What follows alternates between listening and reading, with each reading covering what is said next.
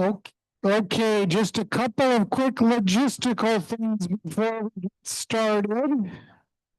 Just a few logistical things. Starting checking out our microphones. If you've got a cell phone in your pocket, bag, just turn it on silence so it doesn't talk. But no, seriously, welcome everyone today. Bernie doesn't need any introductions, I don't think, but we are streaming this to the rooms and we're recording it as well. So if a neighbor comes back and says, shoot, I missed Bernie, they can watch the recording as well. So we'll turn it over to Bernie unless you've got anything else you want to add. Not right offhand, I don't, other than the fact I want to welcome all of you to our men's group meeting. You are guests, at our meeting. And I also want to welcome all the people who are watching in their rooms. that we welcome you also. So, and for those of you who are here in person, welcome also. So I tried to put my talk together in segments and one kind of building on the one prior. And I kind of want to start historically a little bit so that you can understand where I come from, you know, what my background is, and where I might get some of these ideas, because you never know with corrections people where their ideas are coming from or headed to, but we'll take a risk, huh? But what I'll do is the first segment, like I said, is when I was still at the Correctional Center yet in Mandan, Bismarck, North Dakota. And then after that, moving to Hudson, and then moving to Carondelet, which I never was going to do. However, my kids had a different story for me, and it turned out to be a very good move. I appreciate it from their point of view, huh? So maybe, Marty, can we put up those two sentences on there? Then I wanted to make sure you understood kind of where I'm headed for and what I have in mind. That there really is a significant difference in my mind between building a culture at Carondelet Village and building the culture at Carondelet Village. Now, in my mind, my assumption with building a culture leads you to believe there's no culture here. And what we're in the process of doing is trying to build a culture. And that's not, and I'm not going to go down that street at all. But what I'm going to do, we're going to focus on building the culture. What can we do to add to the culture that exists? Or what are we going to do when we look down the road? How many years where are we going to be at culture-wise then? So keep those in mind, whatever you do, right? That's a big distinction. And we want to talk about how can we enrich a culture that already exists. So what I want to do is start you out with a date in a year. This is the end of July in 2005. And that was the day and the time in which I submitted my resignation to the Department of Corrections in the Juvenile Division. And so it was a kind of historic day in a sense, because I had spent like 28 years working with delinquents, all of whom were adjudicated delinquent. All of those were placed by the judges who had nothing but, you know, a background of issues, troubles, whatever else. So it was kind of hard to say goodbye to that and so on. However, when I went home for lunch one day, then my wife said, "How many more years are you going to, isn't it time to call it quits?" And so I went back to my office and wrote out my letter of resignation, and I said, "We're on our way." So here we be.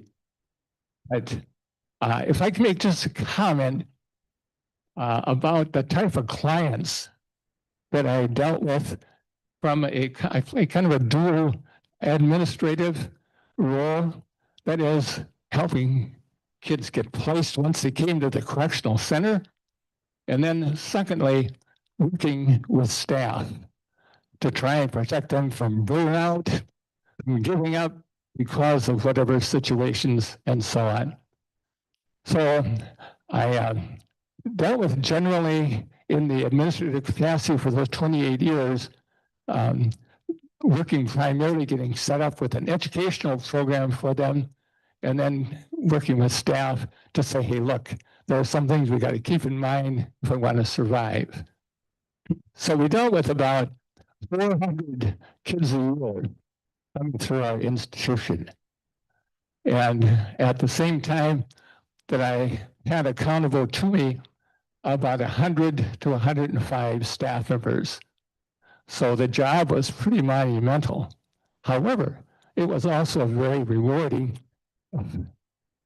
So when we dealt with students coming to us at the correctional center, we dealt with a lot of anger. guys were and gals were angry they got caught, that they ended up in the justice system, that they were sent to the correctional center, and coming to the correctional center was always coming cuffed, and in most instances too with leg irons. So they were kind of they're angry the fact they got caught. Secondly, that they're coming to a correctional center.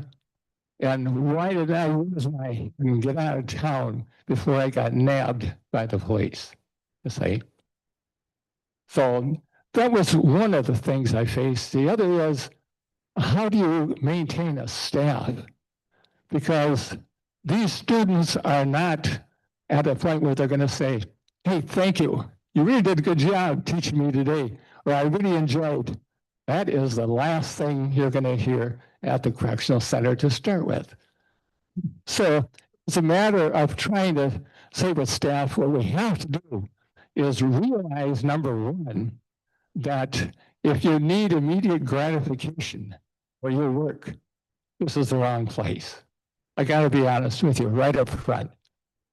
Secondly, there are things we can do, though, to prevent, burnout of staff. And that is to rely upon each other, you see? And I think to remember a few other things too, that if I'm going to work, to the bone each day, so to speak, and then I go, just keep on thinking about what took place during the day, or calling friends and talking more about it again, or thinking, well, I'm just going to stop and have 1 or 2 or 3 beers, something like that. And then I'll kind of get unwind and then get set for the next day. Doesn't really work that way. Doesn't work that way. So one of the things I said too, we have to rely upon each other, so that we need meeting time so that people can say, that's what I did, and it worked out pretty well. In your segment, be it the school, in your classroom, whatever else. How are you thriving, say? And then kind of share that and buoy each other up. But the minute you leave, for the day, I always said, you have to learn how to dump your bucket. Forget about the day and so on to the degree that you can, because when you go, you're going to have family, you're going to have God knows what, huh? If you have a family, the different stuff going on. So it's just a matter of saying, we got to talk to each other to start with. We have to, see how I can help, how I can boost the others, and how if things start going awry, to have that person say, look, we got to chat. We got to talk and find out, what's what. But when you do leave, you have to rebuild your energies, your strengths, your whatever else, huh? Because if you don't do it, we get into this, geez, we got to start going down and go down and go down until the point comes, hey, Dr. Adele, can I see you for a minute? Because I can't handle this anymore, you see. So then it's kind of like rerunning what happened, what went wrong, whatever else, huh? So after these 28 years and so forth, I relocated to Hudson, Wisconsin, where I spent the next 18 years of my life, and moved into a new condo development area. And guess what? Right off the bat, somebody had to pick up to be president of the HOA, the Homeowners Association.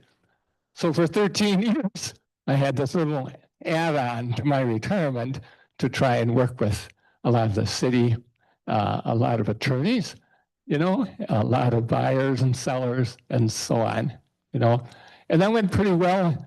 And I came to a point where my wife said, there's a new place opening up in St. Paul. It's called Condolet Center. And I thought, that's the last thing I want to talk about. I'm in retirement. I'm not talking about really retiring, from my condo to a place like Rondelet. So I really drug my feet at first, and I tried everything to convince my wife, let's not even think about this, until I thought, okay, let's take a look at it once then and see what you think. So over we came, had a fantastic tour and so on by Tracy. And as she showed us around and so forth, it kind of was, this little kid hanging in the background and didn't really want to keep up with things and so on, because I wasn't sure, And so as we proceeded, though, that I began to notice certain things, that there was an attitude or there was a climate here that I thought was kind of neat. So when we finished the tour, Tracy said, "Where are you at, Bernie?" And I said, "I'm not ready to sign yet. I might be back. I might whatever." Unbeknown to me, my kids got into the act and took care of my schedule.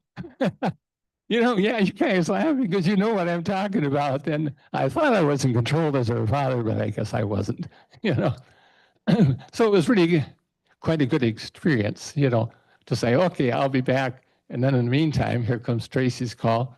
Hey, it's been a couple of days, and I have another unit you should take a look at that might be more whatever, which turned out to be the one that I'm currently living in, 123. So I thought there must be something special going on around here, because how can a person like Tracy be so exciting about working at a place like this? We're dealing in a retirement center and so on. How much energy, how much life, how many ideas, this type, And so after a second look-see, I thought, let's give it a try. And here I am 2 years later, In the meantime, super major surgeries, also my wife dies of FTD, and Tracy's on the phone saying, "Come see me." So I thought, man, this is kind of a heavy load. And should I just stay put, back out at the last second? But once again, thank God I didn't, because here I am. So one of the first things that I did when I got here was try to unzip my suitcase and get things unloaded. And my doorbell was ringing and so forth. And here's Ken. He's saying, "Hey, Bernie, I'm your ambassador and so forth. I want to welcome you to Rondelet Center. If you have any questions and so forth, I'd be more than happy to help you out." And also, Ken was heading the men's club or men's group. And he said, "You got to join, you got to come and say hello and so on." So I agreed to do that once I got my suitcase unloaded to head to the meeting. Well, after about a year, Ken comes to me and said, "I have a lot of things going on right now in my life, and I'm looking for somebody who could really pick up, the men's club. Would you be interested in that little task?" And he guaranteed me, like I said, that the money was great, the tasks were few, and so on. Somehow or another, I got things screwed up because I heard just the opposite, and I found out just the opposite. So anyway, thank you, Ken, for pursuing on that. So here we are, at Rondelet, involved in the men's club. And so I thought one of the first things I need to do is to try and figure out in my own head, where are we at as a men's group? So I had designed a diagram, or I don't want to say diagram, something that looks like that. I mean, it's kind of interesting to a degree. It says a lot, but it needs maybe some explanation. And if you take a look, I entitled it "A Functional Design of the Men's Group." And the idea of the functional part of it is the fact that it's useful only as long as it works. You see? So if we need to change it, let's change it. The other thing you probably notice, there are no lines of accountability here. No one is subject to anybody else from an authoritative point of view, whatever. So I thought, well, let's give it a try here then. So I thought, can I put it in a design that we do with the men's group and say, let's see, with input from the men's group, that the second Friday of every month that we meet in the auditorium at 3 o'clock. And when we meet and so on in the auditorium here, that part of it be for social purposes. You see, that is a good time for us to welcome our new members into our group. Maybe have coffee and cookies, whatever other events, outings, dialogue, anything to get conversation going is what we need. Okay? And notice I put down, et cetera, because there are all kinds of other possibilities, things that can go on. And then on the lower part here, I thought, let's call that informational. That would be the fourth Friday of the month, and once again at 3 o'clock here in the auditorium. And that it deal with things like representations, people coming in, giving, commentary for us, research, like we did with the geothermal, that we have recommendations that some people had that we ought to maybe think of this person or that person coming in talking with us and creating talking points, and how can we influence, the management team here at Carondelet. And once again, with et cetera. So then came the question when I'm looking at the whole idea of culture and so on. If this is a functional design, Gary, let's change some things. Let's not talk about the men's group. Let's talk about all residents at Carondelet. That we all, enter into conversation. That we all, enjoy socials that we could do together. As well as when we get down to the informational, that all of us be involved in presentations. And that, research comments other people and how many different resources, talking points could be generated, influencing wise, can we come up with whatever, you see, et cetera. So then I got thinking, all of this conversation in the social and in the core inquiry has to be captured somehow or another. We can't let that go to waste. So I tried to make an adaptation in the design again too, and kind of give it a core, saying that all commentary that we capture and so forth, let's put on the conversation table in the core.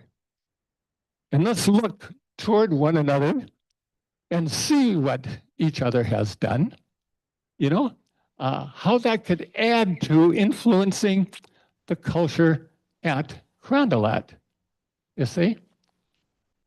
And after some discussion, I thought, hey, I think it's beginning to make sense. So then, Ken, if we could, or Rick, if we can pull the next one on it, Marty, here we go. One thing we realize, I'm probably standing in everybody's way here. Just thanks, Dave. Okay. But I think people finally realized was the fact that culture building, it's a process. It's not a given. Okay, in other words, let me back up again. There is no algorithm for all I have to do is these or are these 10 things, and we have a good culture. That ain't where it's at. That ain't where it's at at all. What it is, it says that we need to take a look at whether the factors are involved here. That one of the things we realize when the conversation takes place at the conversation table, as we noted, is that culture building, it's a process. It's something active, something positive happening, hopefully, and has other characteristics too, that it has only a beginning. It does not have an ending to it, because culture is something that goes on, and it changes every time we take in a new resident, because that person or those people bring with them their ideas, their thinking, their experiences, and as a result, that's how the culture continues to grow or to evolve. Another one, it demands active involvement. I can't sit on the sidelines and say, that sounds like a good deal, but no thanks. Can't do that. Can't do that. Is that once we make a commitment to enrich our culture or develop it and so forth, it demands active involvement. And it involves a sharing of ideas, not facts. And that's important too, because facts become, in this process, a stopper. That this was my experience and it worked, and therefore it has to be like this. And I'm saying, no, that's not true. That's not true. We all get a part in the process of deciding and sharing of ideas, not facts. But you're also going to notice that the process of building the culture is quite complex. It just doesn't happen, but it takes other than that to make it happen. And that's what we have to learn with it too, that there's a learning process involved, that it's determined by the people and it's not instinctive. No one can say, I got a perfect record on building, culture and so on. Here's where it is. That it's determined by people and it's not instinctive. And then I thought, when you stop and think, if we have all these ideas coming in and input because of the social or by way of formational and so on, that it can really be a birthing place for new ideas. You see? Because once again, they just don't happen. They'll develop. So what it really demands of us and so forth is that all of us have to be visionaries. We have to think in our heads, gee, let's see, if we go down this road here, that would really be neat because this can happen, that can happen. Or I recall what so-and-so said, and it sparked my thinking, and as a result, you see what I mean? But that's how this thing begins to go. And that, once again, there's no endpoint because that process of it keeps on going, you see. So does that make sense so far, what we're talking about and so on? So I hope that we try to make some sense out of it. But let's slide to the next one too. Ready? Thank you. There's one thing that's going to kill us, in a sense, that we have to be aware of. And I have to introduce you to a new phrase called cognitive dissonance. Now, I know that's heavy duty and so on, but take a look at the definitions, though. Occurs when a person's behavior and beliefs do not complement each other or when they hold two contrary beliefs. An example? We've heard this before, and it doesn't work. You see? Or so-and-so tried it and went pretty well, but, you see, the two contrary beliefs. That's the type of thing that I think we really have to take into account to be aware of, that it doesn't overtake us or overtake our process. Because if we start thinking, I've done this before, I don't have to do it again. No. You never come to the point where you don't have to do it again because it's an active involvement that has no endpoint. And that's the critical part of it, huh? So everybody's following me so far on that? Okay. And then what do? Let's resolve the situation. Then if we have contrary beliefs in our thinking and so forth, we have to get into alignment to get our thoughts, our actions, our thinking, whatever, that they're both, say, running the positive route. And the way we can do that is when we get into discussion, if things start to deviate a bit, then we have to change the narrative, as they say, which means that might be true, but here's another way of looking at what we're trying to talk about. Change the narrative so it doesn't get caught up in this downward cycle. Make sense? All right. Let's see, that was the last of my slides, right? Oh, Marty snuck this one in on me. When we were going over these slides or points up in my apartment, here comes this one. And then Marty said, I just kind of had to throw that in here, So, but I think with this whole process of building culture and enriching culture is an endless process, but it's a fun process, you see. And I think too that we have a lot of opportunities to build on that or make it happen. We have floor meetings.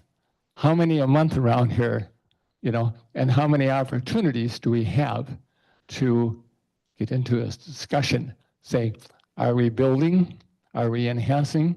What are we doing? Say, that to me, that would be certainly one of the points that we should consider. Another is we have meetings like once a month, with Amber and so on, where we kind of get an update as to happenings and so on.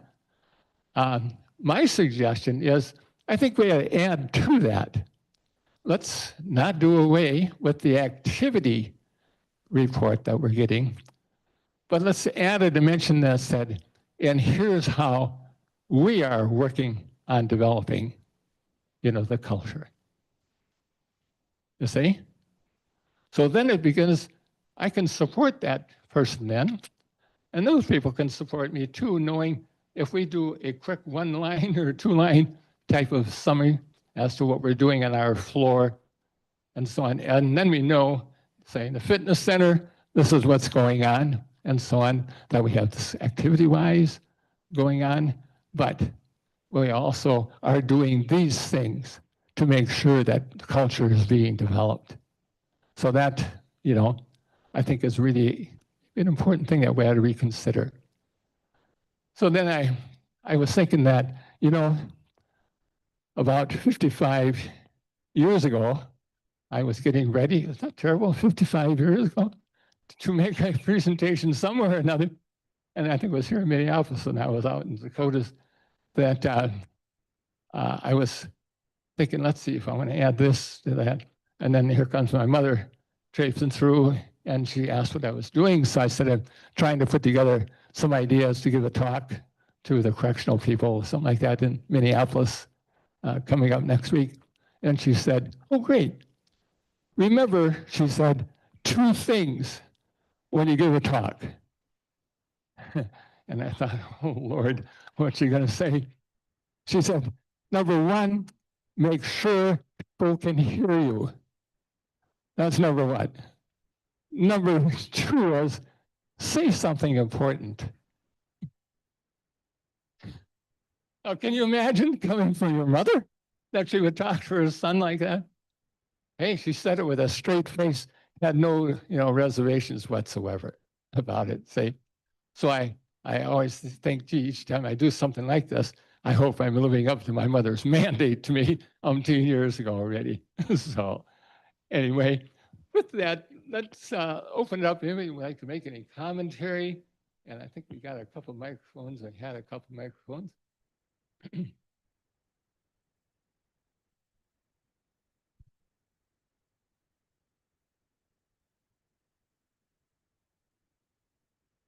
So my question is,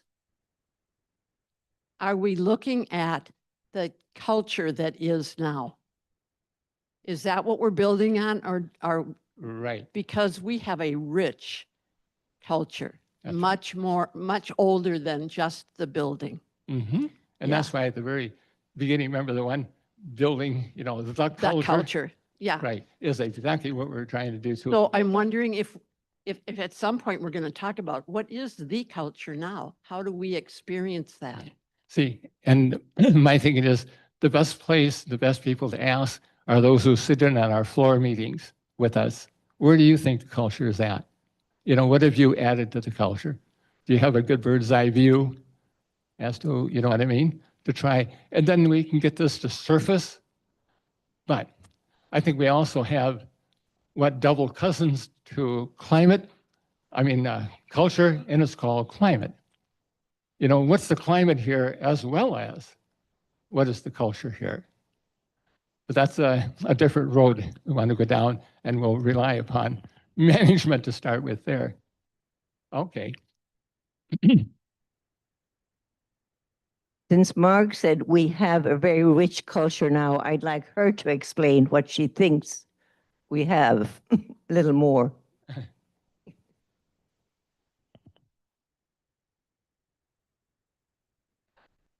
Okay, so I can only speak from my experience.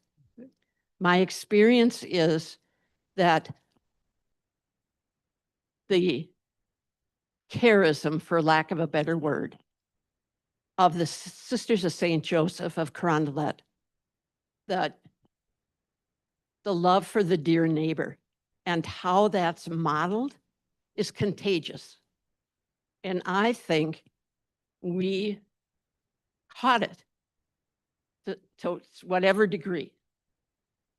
And that charism is from whenever the founder, and the sisters came to us from St. Louis up the river. But that's very important. And I can sense it. And when you go into buildings that feel vibrant and alive, Mhm. and like you want to be a part of it, whatever it is, that's contagious. So that's the culture I'm talking about. Good, good, thank you.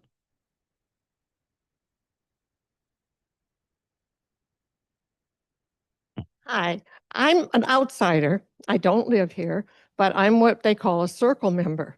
And I can talk for the culture as an outsider that from the day I set foot here, I felt welcome. And there was something about that I just blamed it on the sisters because I said, that's what the sisters do. They make you feel. Now, in all honesty, I grew up with lots of nuns and lots of whatever. So I always had tremendous respect for them and also admiration. But what they have built here, I feel every day. They have welcomed people in the neighborhood to come into this beautiful facility and swim, exercise, do all kinds of things that the local people who live here do. And I just want to thank everybody for welcoming us and always making us feel like we belong. And I have to mostly tell people, I'm sorry, I don't really belong, but they always are welcoming. And I just thank you all for letting me come here. And I've been doing it for about Audrey, since 2015. So I'm a lot older than you are here, Bernie. So Thanks a lot, Mary. yeah. And if I heard it once since I've been here in my 2 years, I must have heard it how many times?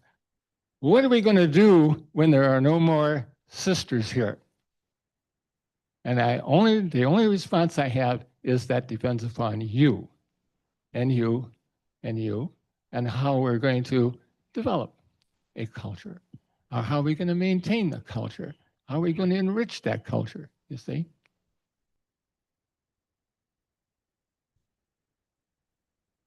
I don't think I fit the bill.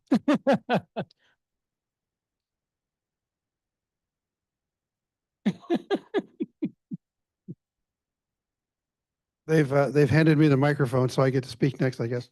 I'm Steve Blons. I've been here just a little over a month. And I just want to speak to what I've been observing and experiencing in these first 30 days. I've just seen an enormous amount of tenderness and care and watching out for one another, it being expressed among the residents. And it's just so touching to see. And I feel like I've landed in this nurturing place. Those are the words that I would use to describe what the culture feels like here, a culture of kindness and care. And it's feeling like it's an invitation as well. It's not just for me to observe, but for me to join in with. So I'm so grateful for all of that. I'm Mary Jane Madden. I've always seen culture as the unwritten rules. And so when I came here, that's how I approached it. What are the unwritten rules? I can read the written ones, whether or not they're followed is irrelevant. And so I think as we think about it, it's helpful to think of it that way. They evolve and they come from the bottom up many times, not the top down.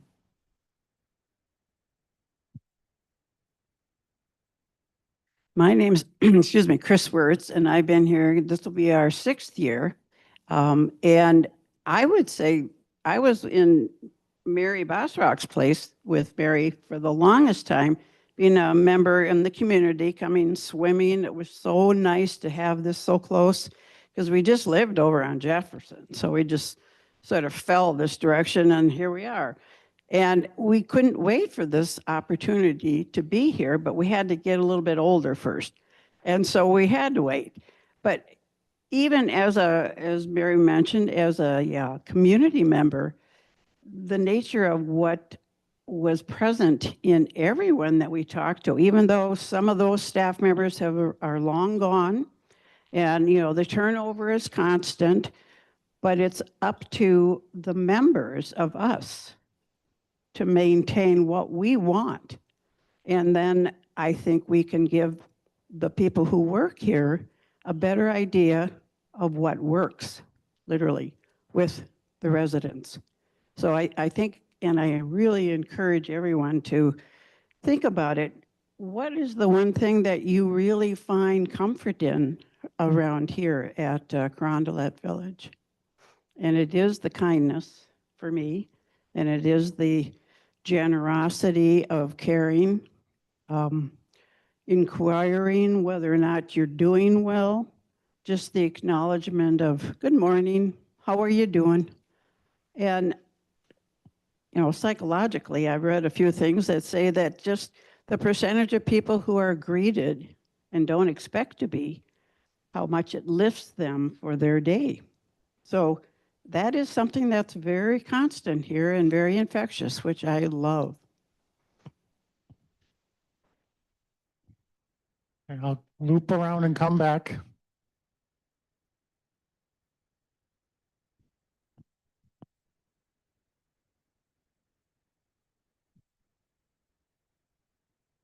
Hi.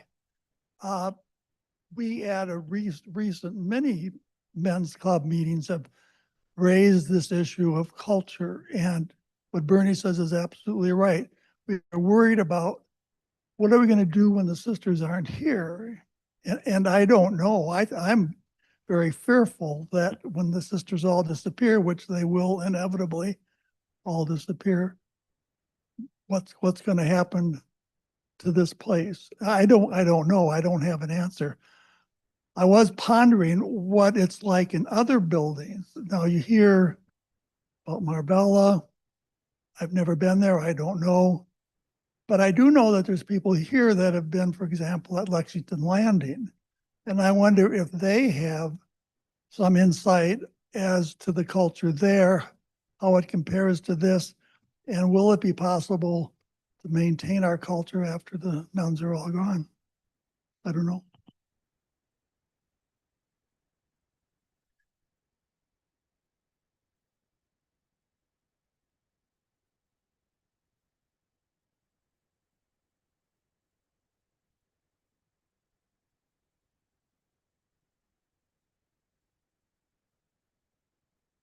I'm Linda Thane, and I've been here about a year and a half. And I was very intrigued when I saw this title of what you were going to say, Bernie.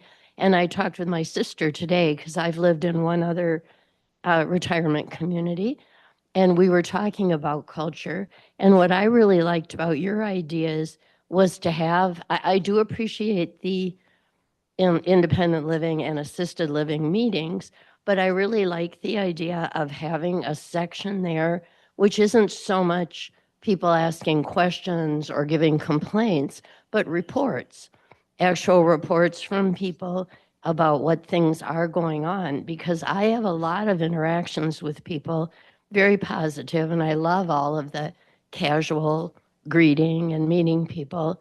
But I would like to know more on from an organized point of view. For instance, when you mentioned floor meetings, we don't have those. So is that something that occurs on all the floors? Or I'd like to know more about that and how we could organize that. And I'm sure we'd hear about other things that I might or might not want to get involved in, but would help me to understand and to define what the culture is. Good.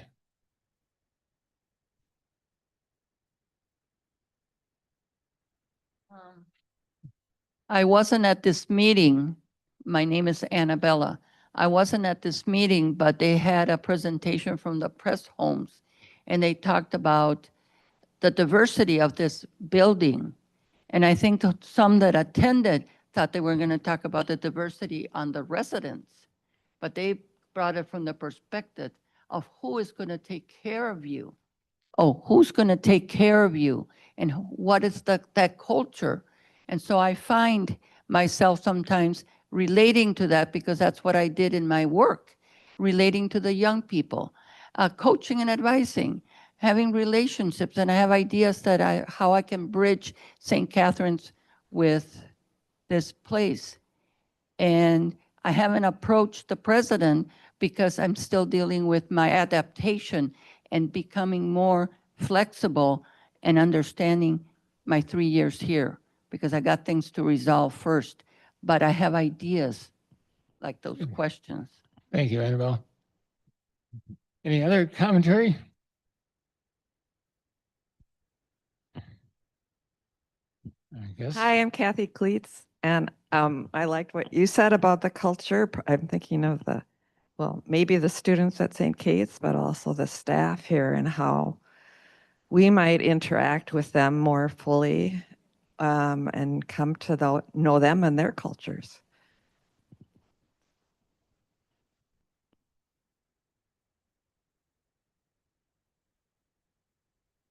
So just trying to give people a first chance, and then we'll come back with second comments.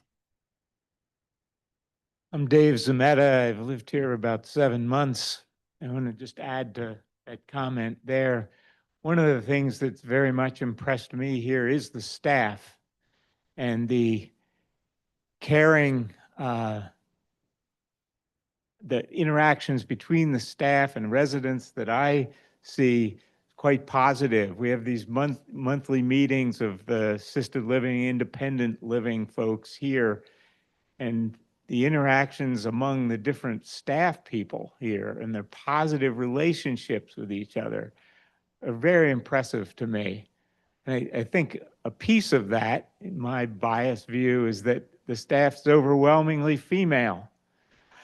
And that the culture here is one of love and support and nurturing, as Steve said, that you're just not going to find everywhere.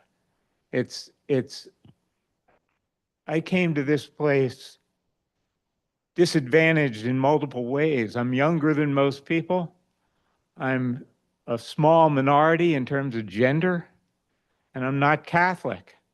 But I found the inclusivity and the welcoming, as Steve was saying, after 7 months here, is beyond anything I expected. And a chunk of that has to do with the staff.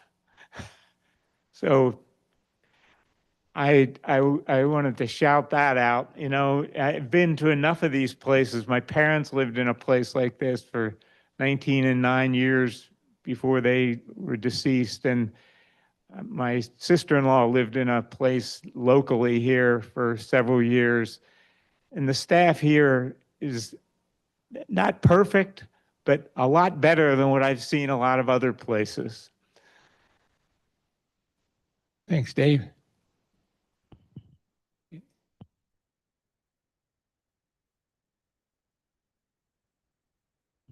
Just the last thing I wanted to add was the fact that we have such a wealth of knowledge among people here. The number of retired nurses in this place is in the double digits. The number of PhD people in here are probably triple digits. I mean, it's incredible. We have so much to share with each other. And that's just the intellectual and the day-to-day kinds of things that might be useful to learn from each other. But I know firsthand from people who have lived at other pres homes outside of obviously ours, want to be here. And they have spoken very clearly about the fact that there's just nothing the same at all. They're more sterile in other areas. The welcoming factor is truly something that the sisters obviously have stated right from the get-go when they built the place. And again, I'm not Catholic. I feel very embraced and very welcomed, and my spiritual awakening has been tremendous. I was really quite surprised. So open your hearts and your heads, and I think we can do a lot with each other.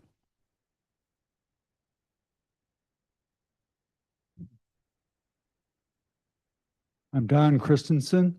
Rachel and I are starting our second year here.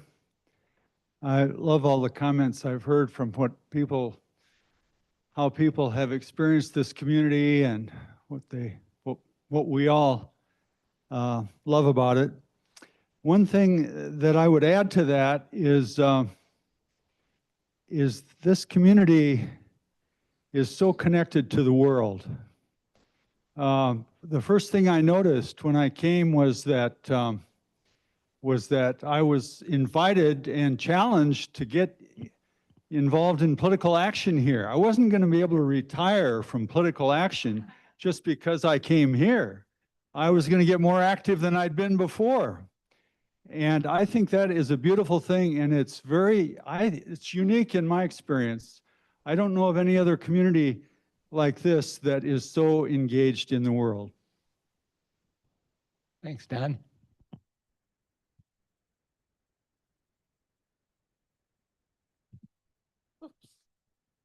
Thank you. I think one thing that is, everything that people have said, I agree with. I think we're very fortunate in where we are physically located in this place. Personally would have a hard time being in some kind of a suburb that isn't part of a neighborhood. Just being able to go over to St. Catharines and take a walk. It's beautiful over there. And that's like my backyard. That's our backyard. And they welcome us over there. So I really think location is a big factor here. And I second what everyone else has said about the friendliness and making people feel welcome. I've always felt that way here.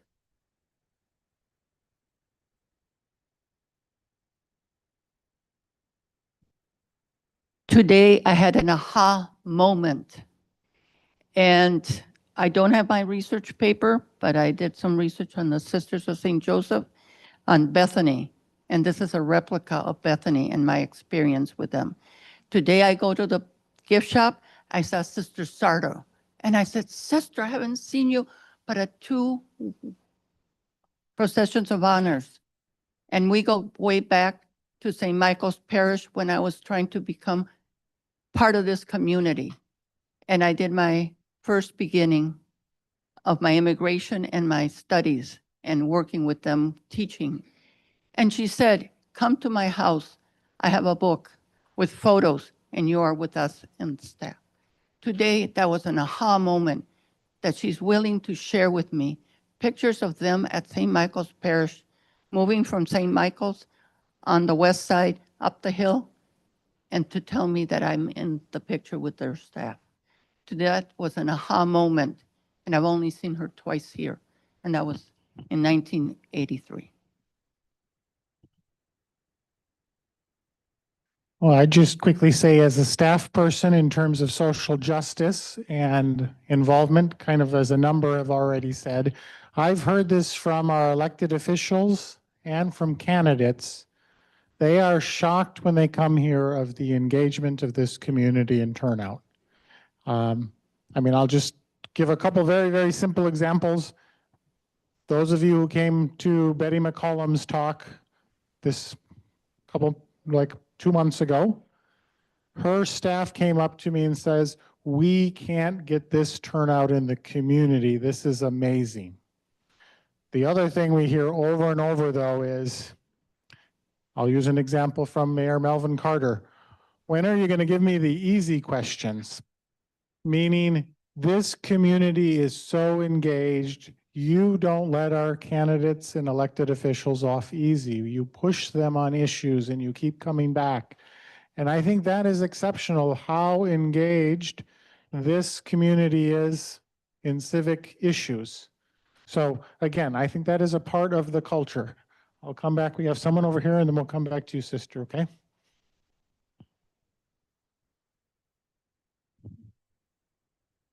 Good afternoon. My name is Kate. I've been here almost 4 years. And what I find as the greatest strength of this place is that it is not the same place that I entered almost 4 years ago. The population has changed. The staff has changed. Ideas have changed. And the most important thing for me is that is not static. And it is a population, a staff, activities that are constantly revolving. And there's always something for somebody. Personalities have changed and friendships have changed, activities have changed, and I embrace all of them because there's always something, some project for some of us to do if we don't like something that's going on right now. But the fact that our ideas are respected and it's evolving is, I think, the greatest strength of this place.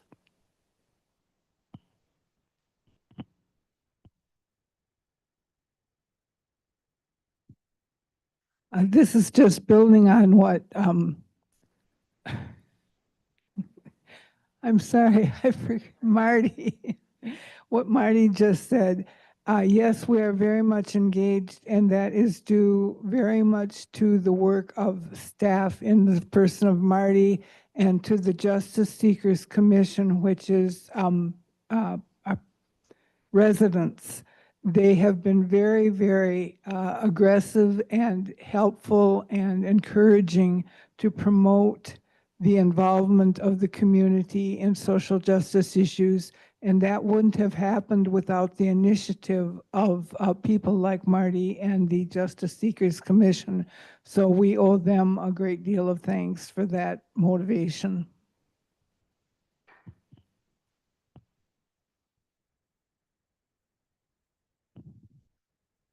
I'm Maureen again, and I really appreciate the opportunities that we're given outside of this place. Like even going to the grocery store. I do most of my own cooking, and so I need ingredients. And I take advantage of all those trips to say Trader Joe's, to Lund's, and to all the other places. And that's just one part of an opportunity to go out. I really appreciated Krista. She was so open, and I'm sure we'll get somebody else like her that just is so open to any suggestion you might have for opportunities on the outside. The art museum's wonderful. We can't go to them too many times.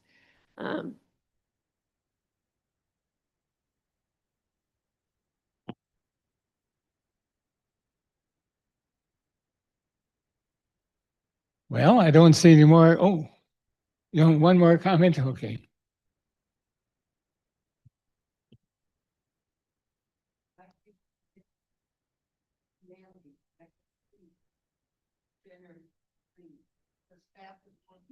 resolve. We have resolution. Elizabeth came, and before you know it, everybody ate the same thing. And that was All right. Good. We had 1 hour here and it's about that time, I guess, already, huh? So thank you for coming. Thank Well, you for your- let's thank Bernie for helping to prompt this conversation.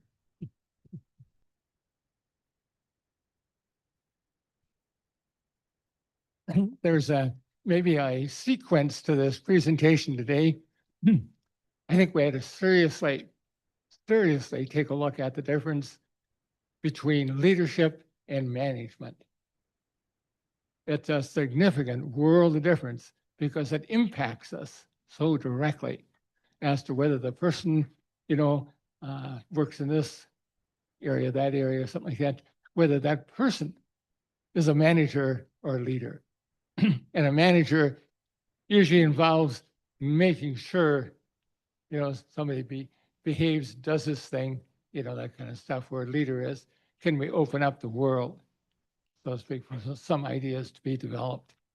So I thank you very much, people, for coming and appreciate your input. Marty, thank you. So thank you all, and we've got a big crowd here and talking about culture and community and upcoming opportunities. I'm going to just put in a couple of ruthless plugs about staying engaged.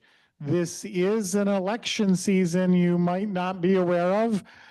It is elections for St. Paul City Mayor, and there are also 2 initiatives, referendums on the ballot that you have to vote on, and they're complex and not easy to follow. One is related to funding for the schools, and one is related to changing city ordinances and laws. And so we're going to do sessions in the coming weeks. But next Wednesday, we have one of the mayor candidates coming. Coley Herr is coming next Wednesday at 10:30. So mark your calendars. We are working on getting all of the candidates to come here, and that's exceptional for a place to get all the candidates to come. And so let's take advantage and show them and maybe push them a little on some of our issues. We've got trips coming up to Shobi's Table, which is a food truck, pay-as-you-go food truck that works and serves in low-income communities.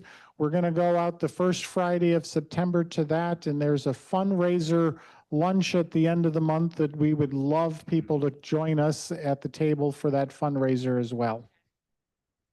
Oh, and 9/11, we've got some prayer services coming up as well. We're going to do a special prayer service in the chapel that night for the Signs of the Times with guest speaker Jack Nelson Pallmeyer that night as our reflector in the chapel, okay?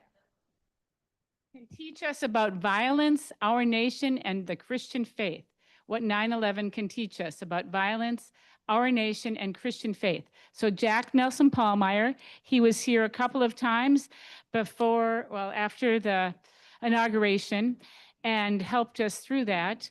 And then he'll be here again for our prayer service on September 11th, 6:30 p.m., a different time than our usual Signs of the Times, 6:30 in this chapel. Oh, exactly. Join us out on Fairview Avenue for a little 12:30. Thank you, Dolores, for reminding us of that. And keep Justice Wednesdays in mind. Oh, yeah, and Septemberfest is coming up with the food trucks at the Sisters, September 4th. A lot going on. If you're bored in this community,